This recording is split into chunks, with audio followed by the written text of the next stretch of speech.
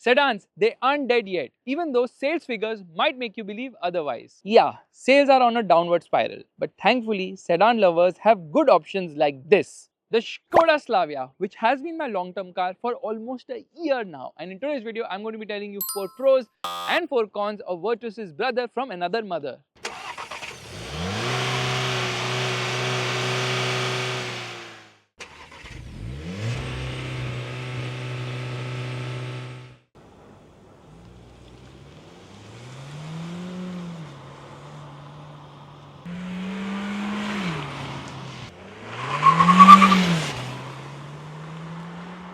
The first pro is the design.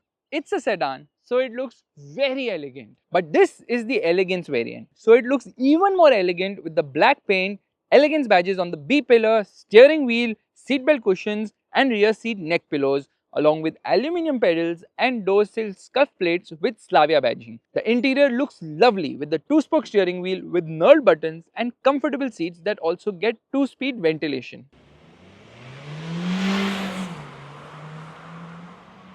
The second pro is the performance. While the 1-litre 3-cylinder engine gets the job done, this car's 1.5-litre 4-cylinder engine is the one to get, because with 150 horsepower and 250 Newton meters of torque, it's a firecracker! Turbo lag is better contained in the automatic, and this 7-speed dual clutch automatic gearbox is really quick with shifts. In fact, it actually feels faster than the manual because of the shorter gearing here. But the manual is faster by 0.3 seconds to reach the ton.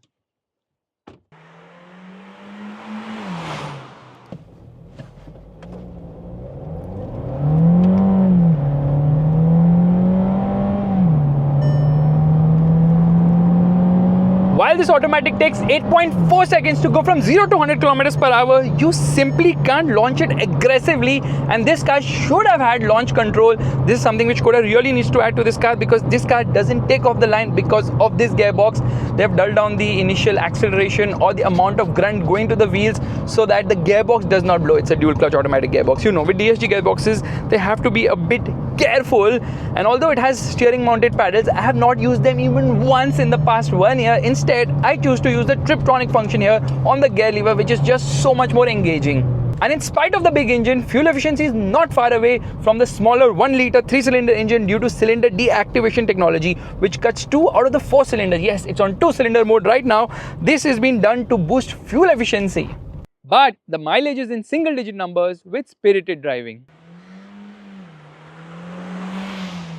The third pro is the ride and handling balance. The suspension is beautifully set up to absorb the worst of bumps with utmost confidence. In fact, you don't even have to slow down over such roads, because this car has a class-leading ground clearance of 179 mm, which means you can actually drive fast over the worst of roads.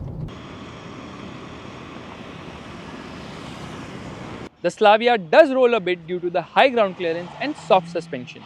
But the handling is actually quite impressive with good body control and a steering which actually weighs up quite well as you speed up. The Slavia is not just a fun sedan, it's also quite practical to drive on Indian roads.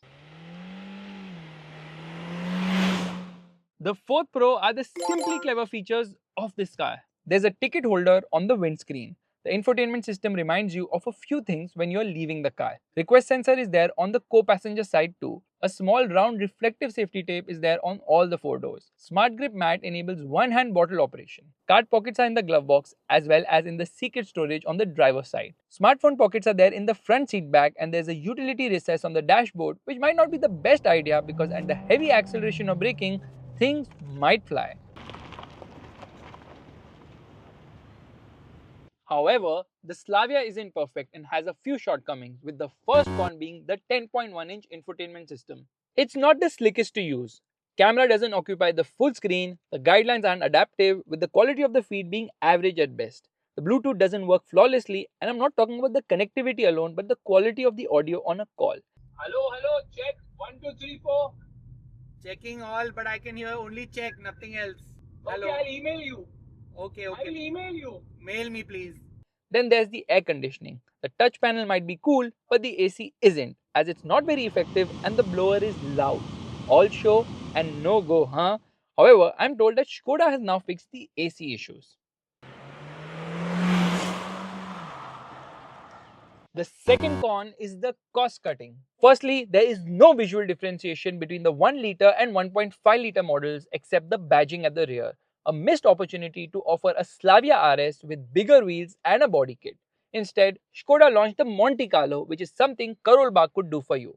The 8-inch instrument cluster has these senseless elements on both the sides.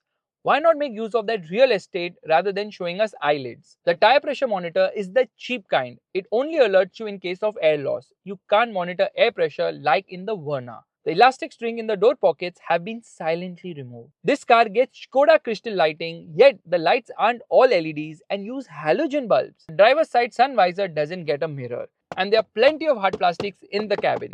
The rear brakes use drums. Like seriously, for a 150 bhp car at this price?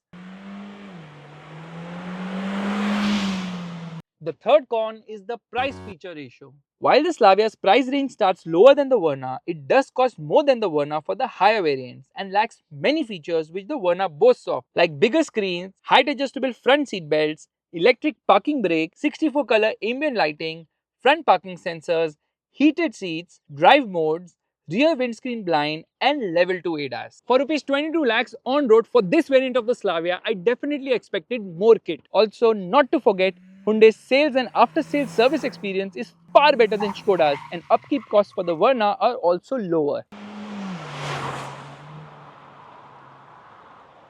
And the fourth con is the lack of a diesel engine.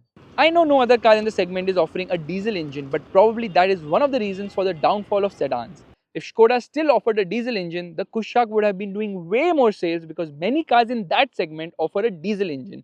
Same is the case with the Kailak as well. Do you know, Skoda still offers diesel in Europe, but considering their low volumes in India, they axe diesel here completely. So the cons aren't really a deal breaker, as the Slavia is a fantastic sedan.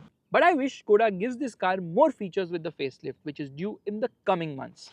To sum it up, the Slavia is a very fun and practical sedan, a very rare combination. If you like this video, make sure to give the thumbs up, that's the like button, and let me know which is your favorite sedan in the pinned comment. Don't write M5 and all, please.